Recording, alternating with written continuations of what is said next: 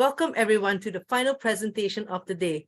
As I mentioned before, we are offering shroom credit for this event. It's for live attendees only. Codes for day 2 will be sent later this week, so keep your eye on your email. And don't forget to download resources from the speaker session information as well as ask your burning questions in the Q&A widget. Our final presenter of the day is Vikram Ahuja, Managing Director of ANSR and co-founder of Talent 500. His presentation is entitled AI in Talent Acquisition, Build a High-Performance Recruiting Engine in 2023. Vikram, thank you so much for joining us. Take it away. Thanks, Rekha. Thanks for having me. I'm going to quickly share my screen. Hopefully my screen is visible right now. So firstly, thank you to everybody who's joined this session. Really excited to be speaking to all of you today. My name is Vikram. I am the co-founder of ANSR and CEO of Talent 500. And through the rest of this presentation, you'll get to know me and my companies pretty well. I'm a serial entrepreneur, been building businesses for the last 17 years, come with a wide experience across technology, e-commerce, media, travel, so on and so forth.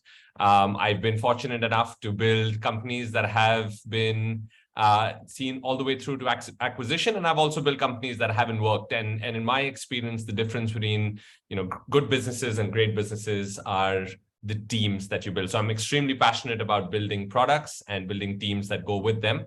So very excited to be speaking to an audience that resonates and understands this completely. I'm currently based in Dubai. I'm also left my contact information should you need that. It'll come again later in the deck. I will call out, as is apt for this session, this entire presentation and some of the graphics that you are about to see was built by AI. So I gave the prompts and it built the whole thing. And I'll talk more about how I did that. Fantastic. So really quickly about us, ANSR is a global market leader. We've been around for about 17 years. We help businesses build and manage global teams. We run large technology and R&D focused centers of excellence. We've worked now up to with more than about 120 customers across the Fortune 500 and Global 10,000 space, hired more than 120,000 professionals across our portfolio of customers. We manage about 10 million square feet of real estate, and we've overseen a total investment of about $1.5 billion in building our distributed team. So it's a space that we understand and know very well. And the way we deliver our services is through a suite of technology products, a lot of it led by AI. And the end outcome really for businesses that are working with us is you're working at a lot higher operating efficiency, costs are lower, time to build is faster.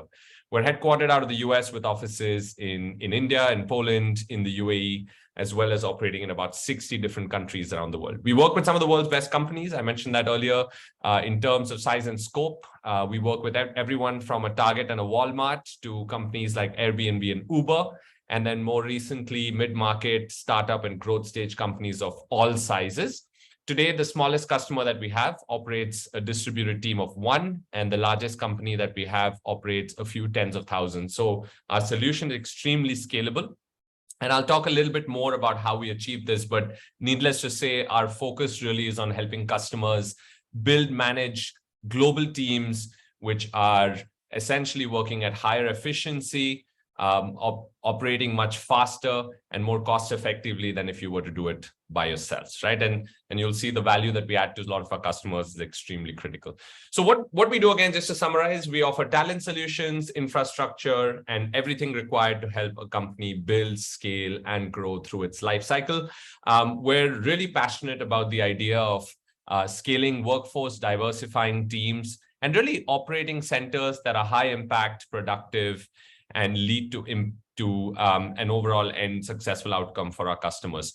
How do we do all of this? We operate at a fairly large scale, and we've been extremely lucky to have built technology today that supports our growth, particularly in more recent years using data sciences and AI. So hopefully through this presentation, I'm going to talk a lot about our own learnings and our experiences of having done this for some of the world's best companies, and also share some insights on how all of us or all of you as recruiters or recruitment professionals or leaders within businesses that are overseeing people and people functions really can sort of use and leverage AI. So we'll just take a pause there and take a step back to see what's happening as we enter 2023. We enter with tremendous amounts of uncertainty. There are Global conflicts, fears of an economic slowdown, potential recession are on the horizon. Talent continues to look out. If the great resignation wasn't bad enough, today we're talking about the great shuffle, which is companies are laying off, but also top talent continues to look out for fears of layoffs, but also looking at more stable opportunities. So 1 out of 4 top performers today are keeping an eye out in the market, which means it's becoming extremely hard, not just to retain good people, but also to find good people if you have that level of attrition. You're seeing a 40% increase in compensation year on year. Recruiters and talent professionals have found it increasingly more and more complex today in terms of finding, discovering, sourcing, and finding good talent. So you're looking at an average of 7 different databases that are used. And then finally, companies aren't spending as much. With the slowdown that's happening, we're looking at least a 40% reduction in investment in recruitment teams and so on and so forth. So before I progress, I'm going to just get a quick sense of where the room is right now. I wanted to quickly launch a poll, and I'm going to quickly see where the room is. Sorry. Let me just quickly... All right, let's launch the first poll. Actually, won't let me. Yeah, there you go. So if you can quickly just give me some answers, I want to get a sense of where the room is at right now. What are the top recruitment challenges in your organization today? Is it around screening of the right profiles? Is it reach of, of your jobs? Is it inaccurate and inefficient filtering, bias in the processes, keeping candidates engaged? Or really, is it just the fact that you're running a high volume engine but are unable to measure what success looks like? All right, fantastic. I'm getting some really good responses coming through. Gonna end the poll relatively shortly. We'll give it another 5 seconds. And I will quickly just share the results on my screen. But this is really interesting, just in terms of getting a sense of where the room is at. It looks like a large number of you today are finding reach and distribution of your jobs as the biggest challenge. Engagement of candidates seems to be number 2. And sorry, I didn't share it. So there you go. Now you should be able to see it. And it seems like difficulty in measuring the success and impact of recruitment initiatives is number 3. And I think very relevant to the conversation that we're having, given that so much about what is happening today in organizations is about really sort of doing more with less. So as people leaders or as recruitment leaders, what we're hearing from business stakeholders is do more with less. We're reducing investments, but we continue to grow. There is a need and an openness to explore multiple models of workforce growth, including contingent, temp staffing, so on and so forth, a need to perhaps broaden talent pool, and then continue to focus on candidate engagement. I did see a hand raised, and if that's okay, Victor, what I'll do is I'll just save the Q&A towards the end so that we can keep going, but I'll make sure to come back to you. I'll 100% make sure I get to your question towards the end. Right, so this is largely where we're seeing 2023 headed. But interestingly, 2022 and 2023 is also the year of AI. Unless you've been living under a rock, you've probably used and played around with ChatGPT. But AI really is all around us. Today, it's in front pages of newspapers and across all your timelines. But if you look at how you're unlocking your phone, or how your email provider is detecting spam, or how Google Maps ensures you find the shortest route to any destination, or how your timelines on Twitter and Facebook are, a lot of this is essentially coming through AI. So there is AI everywhere, and yet a lot about AI is still so mysterious that a lot of us are still trying to figure out what it is and how it works, right? So I'll just take a step back and explain what AI is. Essentially, artificial intelligence allows you to leverage computers and machines to mimic problem-solving and decision-making capabilities of the human mind, right? And there are different ways that AI is essentially realized or launched. I mean, there's machine learning algorithms that are essentially using data sets and large volumes of data to create models. And essentially those models are used to deliver what are known as AI products. So you've got different versions of that, everything from supervised learning to reinforced learning, which is continuous learning, to unsupervised learning, where you feed it large data sets and sort of, let the algorithm sort of figure out the models that it seems best fit for a particular scenario, to semi-supervised, which is sort of hybrid, right? And that's probably the most technical I'll get in this chat today, but largely safe to say that AI is all around us. So I'm going to quickly jump into what AI is good for and what it's not, right? AI and machines are essentially good at automating simple and repetitive tasks, making sense of data, identifying trends, patterns, enhancing human capabilities, and learning and improving continuously. So that's really what AI does. What it doesn't do is replace humans. So I think as professionals in this room and in this session, we don't really need to fear that AI is out to take our jobs. That's not happening anytime soon. But at the same time, there is potential for how we can use AI more efficiently. I'm going to just quickly jump on to, for those of you who might already be using AI, again, want to just get a quick sense in the room to see if any of you is already using AI in your workspaces. I'd love to get a sense of if you are you actively using it, exploring it, or is it still sort of in that space where you're not necessarily sure of whether you want to use it? I'll give it a few more seconds.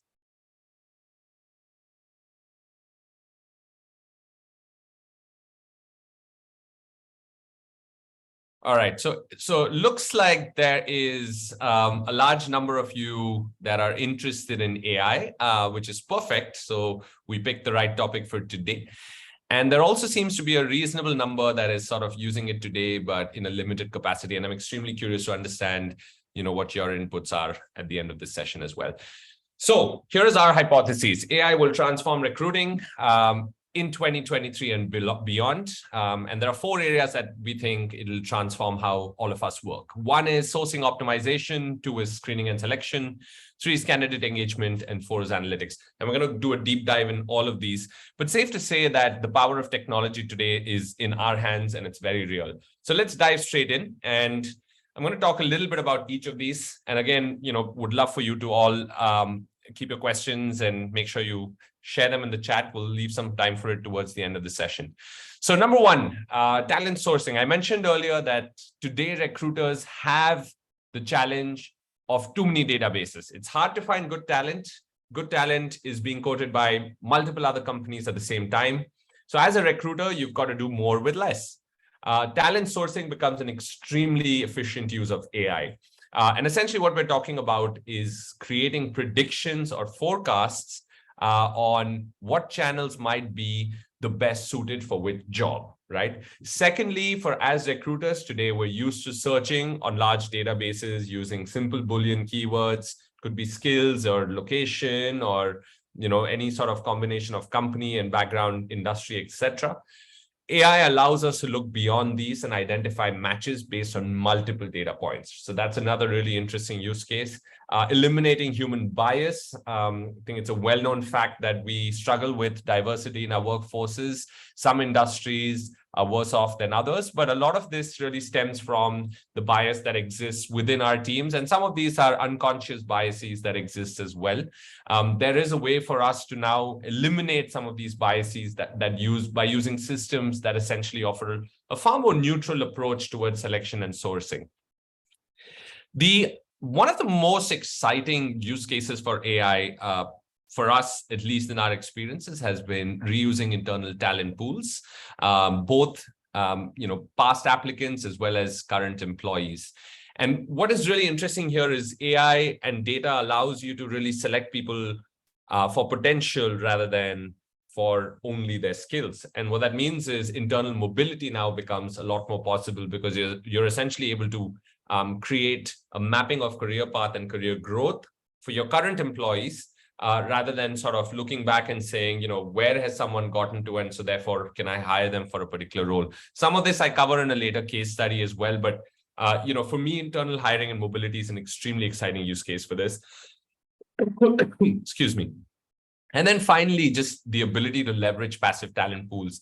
So what AI really gives you is the ability to really scan through multiple data points at the same time, which means you're looking at somebody's career growth, career path, how long have they been in a particular job, how long are similar people with a similar years of experience from a similar industry in their current job, where is the market at? And therefore, what is the likelihood of someone to switch between jobs? All of this processing is virtually impossible for a person to find out by themselves, unless you call up the candidate and ask them, hey, are you looking out for a job? But AI potentially gives you that option of predicting whether someone is at that sort of inflection point where they might consider a switch. So talent sourcing and sourcing optimization really is one really exciting way for us to use AI and build a very, very aggressive and attractive top of funnel. The next part of it is, great, now I've used AI, I've gotten my jobs as far as possible, I've gotten in front of as many candidates as possible, I've created a huge funnel, and now I've got volumes of applications coming in. Let's be real, all of us have limited hours in a day, we've got limited bandwidth, and we really would like to use that bandwidth on activities that deliver the most results. Unfortunately, today that doesn't happen. Recruiters spend anywhere between 45 to 55% of their time purely on screening resumes and profiles and identifying a fit. This is an absolute waste of time, particularly when you consider the high signal to noise ratio across most organizations. You'll find that a large number of applicants are not relevant for a job and yet require the same amount of effort and time as a good application would. So AI can play a very important role here. Excuse me. I spoke earlier about the idea of using multiple data points. And these could be past experience, relevant experience, skills learned, similarities with other top performers within your company, their career growth and personality traits, right? A lot of this feeds into defining what an ideal profile for a particular company and a role looks like. And what AI can essentially do is score, rank, and recommend candidates who it identifies is probably the best fit for success. Again, we're not talking about selecting a candidate for a hire, but more so sort of selecting candidates that have the best fit to move forward in the process, which means a lot of the upfront repetitive task of screening resumes, identifying even just basic fit can now completely be done, in an automated manner through AI. And the best part of it is it can process large volumes of applications simultaneously. Essentially, what this means for recruiters is you get to spend your time on the activities that yield the most results, right? So profile screening is one part of it, but if you dive deeper into screening, the next level, great. So now I've got 1,000 applications through AI. I've filtered out 800. I've got down to 200 profiles. What next? Now you want to sort of think about how you can get candidates to give you more information that makes your engine even smarter over time. So we use a 3-step process currently, and there are different ways to do it. But the idea really is getting candidates to share more information about their past history and past profile that makes the selection process extremely relevant. So again, in addition to their past experience, you can also get them to take a third-party assessment or do a video or talk about, a particular project that they worked on and create a persona really that allows you to make a forecast. Just want to sort of call out here, all of this is being done blind, which means the engine doesn't differentiate between gender, background, ethnicity, location, none of that, right? So a lot of the biases that exist is automatically eliminated. And what recruiters or sourcing teams see at the end of it is a far more curated list. So we'll jump on to the next level. Great. Now I've taken my 200, I've got down to 50. I'm going to do video interviews. Today, asynchronous interviews are becoming an excellent way to reduce time to hire, to get more interviews done without actually needing, fixed slots from both candidates and recruiting teams. And the way this works is all I have to do is pick up my phone, record a simple video answering a few select questions, share this video back to the recruiters and the hiring managers. The AI is able to transcribe that voice to text. It's able to analyze the responses to gauge skill, proficiency numbers. It's able to make assessments, as well as provide sentiment-based analysis on whether someone, is necessarily a good fit for a particular role or not. So this is asynchronous interviews. It really saves time. It's a far better experience on both sides, and it just allows the process to move a lot faster. On the other side, for interviewers, now candidates are able, or companies are able to really standardize the interview process. So can I create a playbook for my interviewing panel to use? Can I make sure that my interviewing panel is covering exactly the type of questions that I want so that interviews across candidates are the same? And I'm really comparing apples for apples when I'm comparing different candidates. Can I also track topic coverage? Did the interview panel actually cover the 3 or 4 areas that I want them to cover? Where this is headed to in the future, you'll also be able to do interesting pattern analysis using the actual video itself. Again, the way AI and data works is think of it as being blind to the actual sort of image. So it's not actually processing my face per se, but it's looking at data points perhaps on the video on which scores are being generated. So video interviews, you've got fantastic plugins that can be built now for your interviewing panels. So the days of using Zoom and Microsoft Teams are over. I think using AI tools gives you so much more information at your fingertips. I'm going to talk something about talent engagement. This is another, big challenge that recruiters face today. We've got huge drop-offs through the funnel. There is a lack of proactive communication. Candidates expect, far better offers. Largely 1 out of 4 candidates today disengage or lose interest during an interview process. Now, the solution for this is very simple: create more communication interfaces between teams and candidates. However, there are ways to make this even more intelligent. For example, you could use digital assistants that sit on top of your applicant tracking software that essentially collect data about applicants, their background, where they are in the process, their level of interest, and then feeds them information on an ongoing basis through an automated sort of script that you might have to keep them engaged. So you're saving hundreds of recruiter filtering time. This could be another way really to sort of filter out people who are interested or have the right skills or not. This can also be used for candidate FAQs. The automation sort of sequences that you use can be extremely dynamic and attractive depending on where the candidate is, right? So chatbots, again, really exciting way to kind of keep the conversation going. I'll cover 2 quick case studies where we've seen AI come in handy. One of our customers, which is a premium gaming company, small recruiting team, had an aggressive plan to grow. They were getting a high volume of application because we were building some really exciting products, but had an extremely low rate of conversion because, again, the relevance of applications were very low.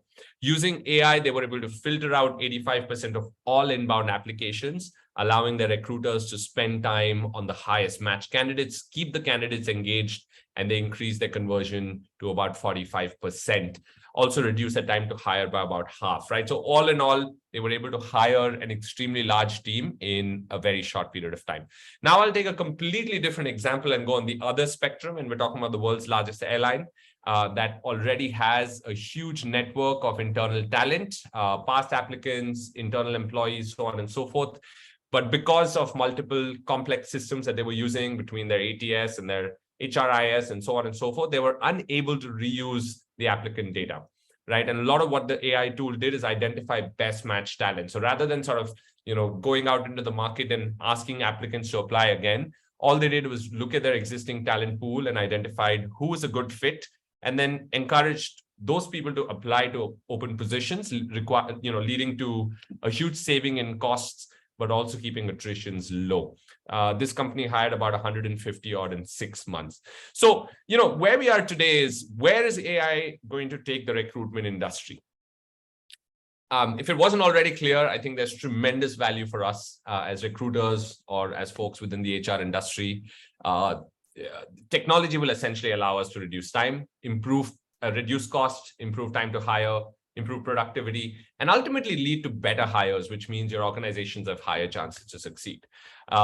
This does not mean that we will lose our jobs or recruitment will be replaced by AI. I've mentioned this before. But really the way to start, I think a lot of you mentioned you're interested. The way to really start is identify a couple of core bottlenecks for you. What is it right now? Your team's small. Is it time, cost, bandwidth? Is it all of them? There are multiple tools in the market today. Extremely useful to identify the use cases, implement low-risk initiatives, right, without actually putting your organization at risk, and then scale with full-fledged adoption once you have that confidence. So that's my time. I will pause here. We've had a lot of information to share. And like I said, I will pass it back to Rekha, but I will call out that a lot of the presentation today, including the graphics, were made with AI. So I am walking the talk. Thank you so much, Riku, for sharing how AI is emerging as a game changer in the recruitment landscape. We do have a question from the audience, and I think we have time for one question. So the question would be, any concerns on unconscious bias with asynchronous interviews? No, that's a great question. And, AI as a tool is built by humans and is therefore subject to biases that humans might train it with. The way to remove biases really is to ensure that A, you've got, a wide enough sort of talent pool that you are sourcing yourself. And then B, and I've called this out before as well, AI is no replacement for humans. So, it's extremely crucial to make sure that your tools are configured and you're able to sort of validate and test that with your teams.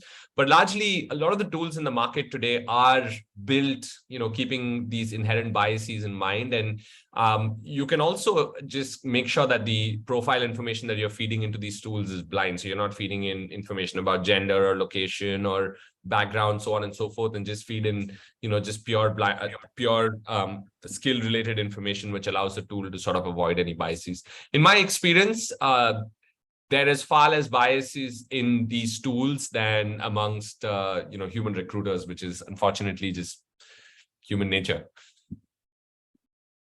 Thank you so much, Vikram. Unfortunately, that's all the time we have for today. We do have a couple other questions, but we get these questions addressed offline. Again, if anybody in the audience who have questions for Vikram, please do send them our way and we get them addressed offline as well. Thank you so much, Vikram, for your time. Thank you, Rekha. Thanks, everybody. Thanks for joining. Thank you. All right, everybody, that concludes today's conference on recruiting and talent acquisition. Join us tomorrow to hear from more leading HR professionals on building employer brand and work culture to attract talent to your organization and protecting your employees and company brand during employee layoffs. First session starts at 10:30 a.m. See you tomorrow. Have a great day.